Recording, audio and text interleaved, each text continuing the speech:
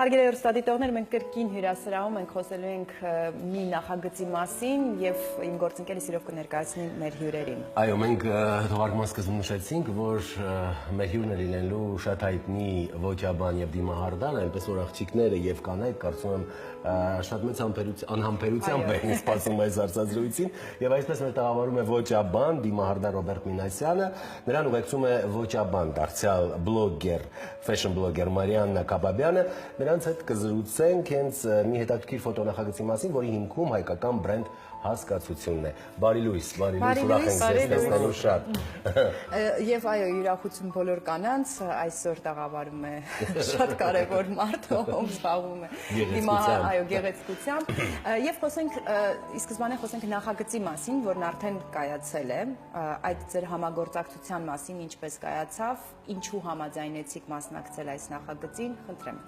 Давай начинай рассказывать. Я начну. Хорошо.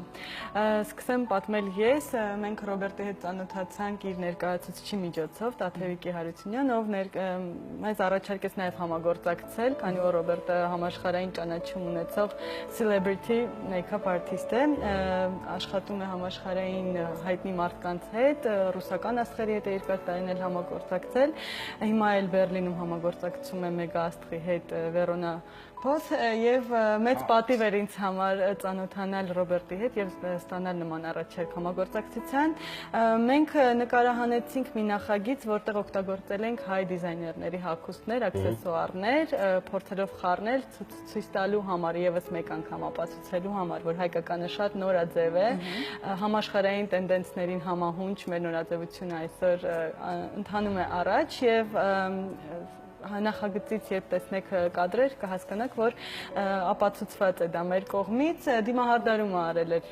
Ռոբերտը, ինչի համար ես շատ ուրախ եմ, դիմահարդարումը արվել էր բոլորովին այլ ոճով, ինչին մենք այդքան էլ սովոր չենք, ես շատ հետագայում կոմենտներ ստացա ընթերցողներից, որ դեմքը այլ էր, մոտեցումը այլ էր, ինչը շատ ուրախալի է, որովհետև մենք այսօր թարմ նոր գաղափարների կարիք մեծ ունենք։ Տեսնում ենք մենք հիմա էկրանին։ Այս պահին տեսնում ենք նկարները եւ հարցս ուղեմ Ռոբերտին, ինձ հետաքրքիր է, իսկապես դեմքը կարող է փոխվել միանգամից, եթե բոլորովին ուրիշ դիմահարդարում է դեմքի վրա։ Եվ հետաքրքիր է, ո՞րն է այսօրվա նորաձև մեյքափը։ Скажем так, новых тенденций нет. То есть никто ничего нового не придумывает. То есть правил в мейкапе тоже нет. В принципе, это все, что было, есть, и это все делается, в принципе, это все индивидуально делается. Вот что вы делаете? То, что вам нравится, или то, что нравится женщине, которая сидит перед вами, и она, может быть, вам указывает, да, вот что ей нравится? Нет, мне никто вообще в жизни никто ничего не может указывать. Я тоже не указываю, я ничего не диктую, я просто стараюсь работать с этим человеком индивидуально. И, в принципе, это, такая психология, это работа с этим человеком. Ты должен из этого человека вынести всю его красоту, то есть подчеркнуть все хорошие черты лица. Вот, это умеет, я не знаю, как другие визажисты работают, я не знаю, но для меня это как-то получается, и человек должен выражаться вот этими чертами лица. Но это дело вкуса. Кому-то нравится что-то яркое, кому-то нравится, чтобы абсолютно не было что-то там очень слишком подчеркнуто. Вот вы как считаете? Ну, это тоже дело вкуса, но кому как нравится, я не знаю, но у меня, в принципе, за вот сколько уже, 25 лет я работаю, вот я визажистом, никогда такого не было, чтобы никому ничего не нравилось, да, вот, и я всегда стараюсь подчеркивать. Да, такого еще никогда не было. Даже сама Алла Борисовна сказала, что я гений. Да. Все, этим все сказано. Этим все сказано.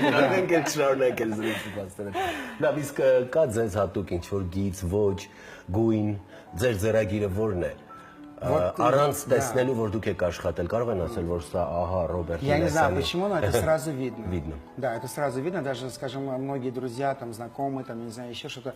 Когда я работал, скажем, на фабрике звезд, там, очень много проектов было в Москве, там, то есть, и когда они кого-то видят, скажем, Сашу Савельеву на сцене, это ты наверняка делал, говорю, а чего?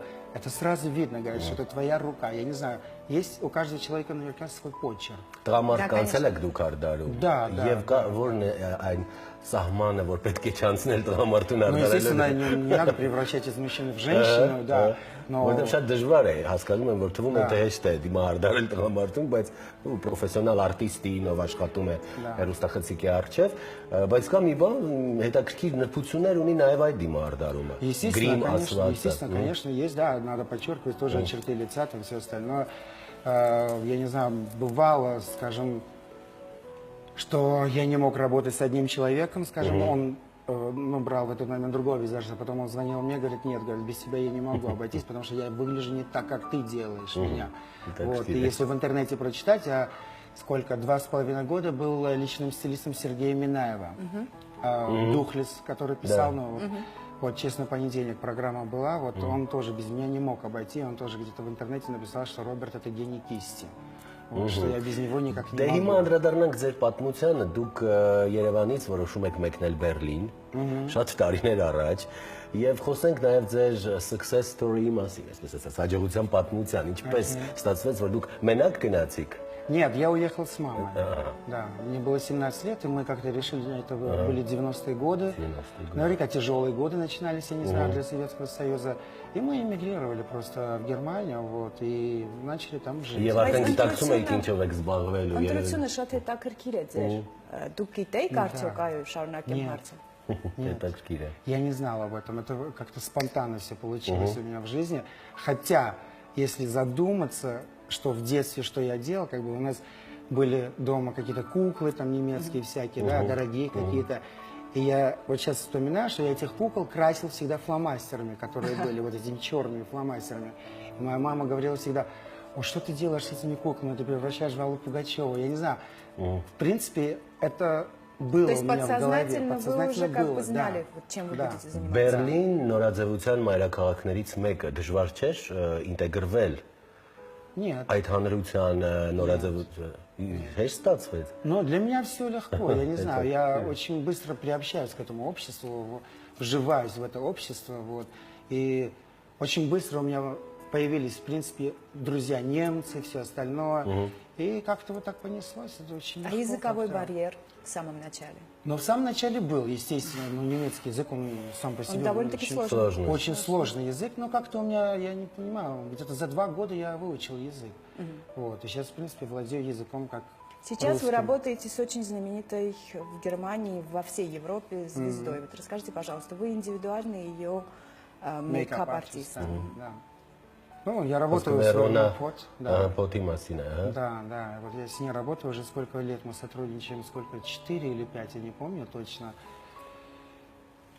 Я как-то и счастлив, что я с ней познакомился, потому что не то, что она мега-мега-мега звезда, да, она это есть, но она еще хороший человек. Вот это, кстати, важно. Это очень важно, да. Если химия не совпадает, то с человеком ты не можешь работать. И у нас как-то химия совпала, даже когда я сейчас в Ереване, она мне по WhatsApp пишет, как у тебя там дела, там все остальное. Говорю, нормально. Может быть, говорит, приват-джет отправить за тобой, чтобы тебя привезли сюда обратно. Говорю, нет, пока я здесь, да, Բայց все մի գուցե хорошо. նրան էլ բերեք մի օր Երևան։ Но я не смогу это сделать, я не знаю, как это делать. Если Армения согласится, захочет ее пригласить сюда, то она прилетит. Да, Вот вы сейчас пожалуйста. находитесь в Ереване. Возможно так, что вы устроите мастер-класс?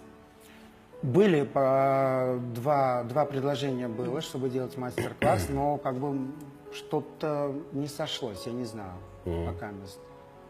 Может быть, если будут хорошие предложения, будем делать. Сколько времени вы будете находиться? Я пока еще 2 недели, по-моему, здесь буду. Ես կարծում եմ, որ լսեցին մեզ մարդիկ, որպեսզի այդ մաստեր-կլասերը անցկացվեն։ Կա, չէ։ Մարիաննա, հետաքրքիր է, դուք վարում եք նորաձևության բլոգ։ Այո։ Երբ դուք սկսում էիք, դուք հավատում էիք, որ այդ բլոգը հաջողություն կունենա, որովհետև նորաձևությունը վերջին տարիներին է, որ այսպես սկսել է շունչ առնել, կենթանանալ, հետաքրքրել մարդկանց հայկական նկատի ունեն նորաձևությունը եւ վլոգինգը, ինչու ոչ։ Ես սկսել եմ 5 տարի առաջ 2011-ին, այն ժամանակ դեռ շատ քիչ թվով, հիմա էլ շատ չեն, բայց այն ժամանակ շատ սակավաթիվ էր, դաշտը բաց էր, ազատ էր, եւ մտավախություն ավելի շատ իմ շրջապատի մոտ կար, ասում են ինչ կոնտենտ ես ապահովելու, ինչի մասին ես խոսելու, բայց ես չգիտես ինչու, որտեղից այդ ինքնավստահությունը ունեի, որովհետեւ սիրում էի նորաձևությունը, սիրում էի գրել եւ ինձ հարազատ թեմա էր, ես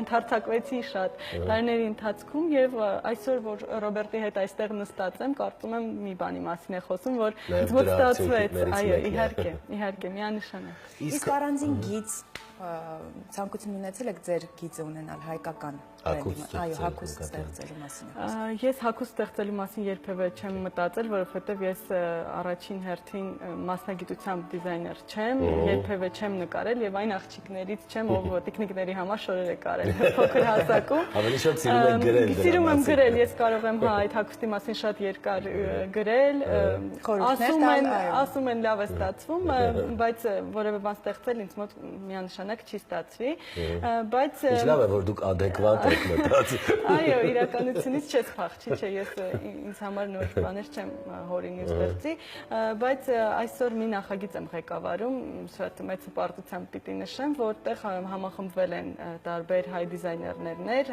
մեկ հարթակում ներկայացնում են հայկական ապրանքանիշներ, Armenian Brands նախագծի մասին է խոսքը եւ մեկ հարթակից մենք փորձում ենք համախմբված արդեն ներկայանալ հանրությանը, ներկայացնել ոճային, նորաձև հագուստ, աքսեսուարներ, ազգային տարեր պարունակող միգուցե նաև հագուստ եւ աքսեսուարներ, հիմա նախագիծը ընդլայնվում է արվեստի գործերը իր մեջ ներառելու, ինչի համար շատ ուրախ եմ։ Այ հետաքրքիր է Ռոբերտ, ձեր հայացքը, ձեր կարծիքը հայկական դիզայներների վերաբերյալ, նրանց արտադրանքի վերաբերյալ, քանի որ դուք արտերկրից եք գալիս, օտար աչքով ձեզ համար ինչպեսի զարգացում է։ Վստահաբար։ Я познакомился вот сейчас, буквально недавно, да. До этого я не был никогда знаком с армянскими дизайнерами.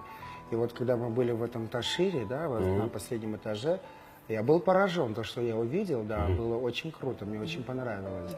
Я не знаю, какие дизайнеры, я название сейчас не помню, но то, что я видел, мне реально понравилось. Красивые вещи очень были.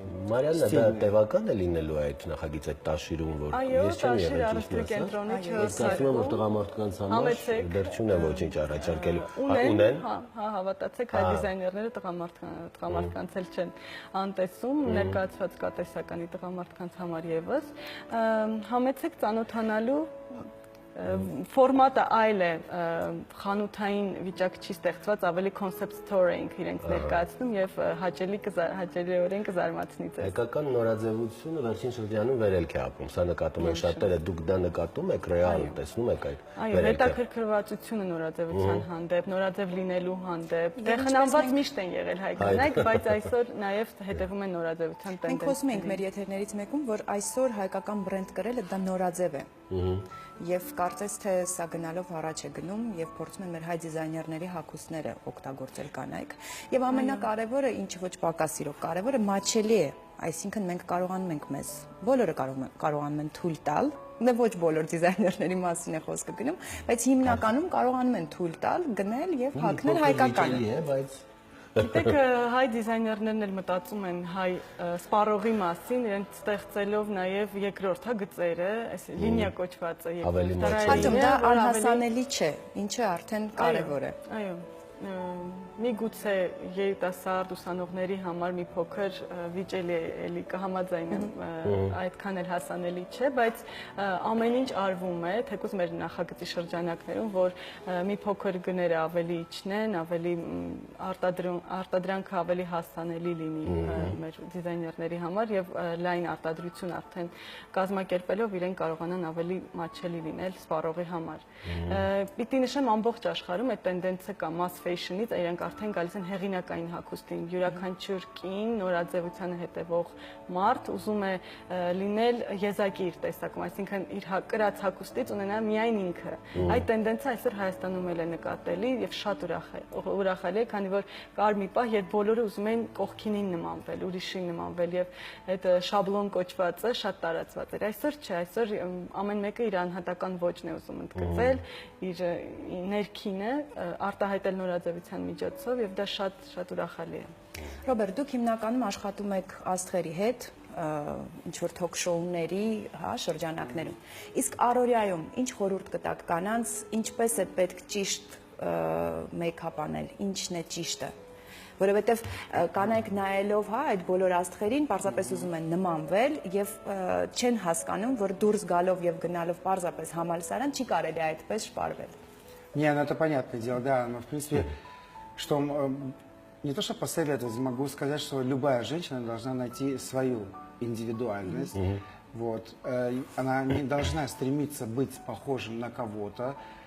И да, могут быть какие-то, как бы это сказать, фавориты, скажем, к которому можно стремиться, да, скажем, там, я не знаю, София Лорен, Моника Беллуччи, там, я не знаю, еще кто-то, да. Но надо подчеркивать лучше свою индивидуальность, быть натуральным, вот, и не стремиться к пошлости лучше. Да, вот это самое главное, чтобы эту грань просто знали.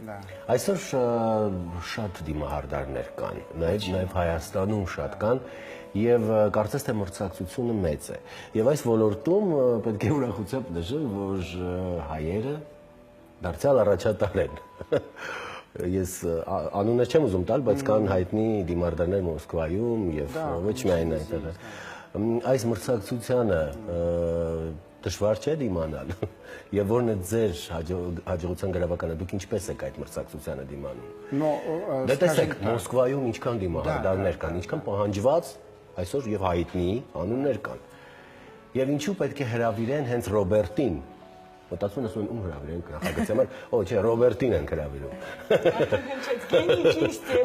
Я не знаю, в чем секрет, в чем вообще вот этот секрет состоит, я не знаю. Я живу, я работаю, я делаю, я творю, и как бы люди это ценят. Փոխում եք ձեր ոճը, էքսպերիմենտներ սիրում եք անում։ Да, я люблю экспериментировать, естественно, да. Мы экспериментируем очень много.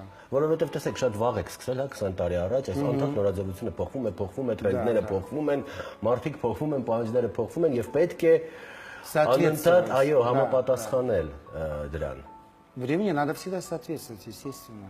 Այսինքն նաև ընթացքում սովորել եք։ Да, конечно. А вы сами сейчас ходите на какие-то мастер-классы? Нет, я никуда не хожу, потому что мне это неинтересно. Потому что сам мастер-класс могу я сам себе сделать. Я, в принципе, развиваюсь сам. То есть вы уже дошли до того уровня, что вы не нуждаетесь больше? Нет, я не могу сказать, что я дошел до какого-то уровня. Я на том уровне, на котором я есть, в принципе. И я сам себя развиваю, скажем так.